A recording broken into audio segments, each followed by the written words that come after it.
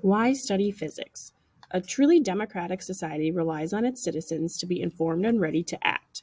What good is a government of the people, for the people, and by the people if the people themselves have no idea what their role as citizens entails or to what civic rights as citizens they are entitled?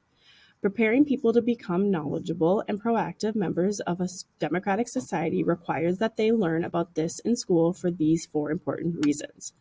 Fundamentals of government. A standard civics education teaches young people about the very basics of how their government works.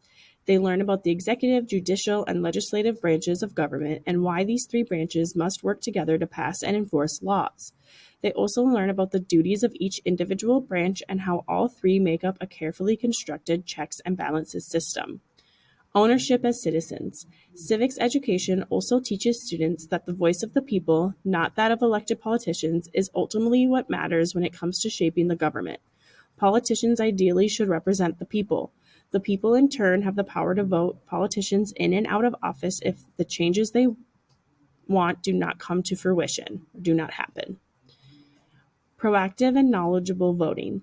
Students who learn about civics and government in school learn that voting is an important duty of every citizen. Every vote counts in each election, and it is through voting that people can make sure that their voices are heard. Civics education also gives students the knowledge they need to make informed decisions as they listen to politicians' campaign speeches or read news stories about people running for office.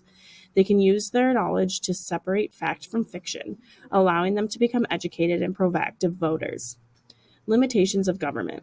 Civics education is key in teaching people that the government has limitations and that every citizen has constitutional rights that cannot be taken away or violated.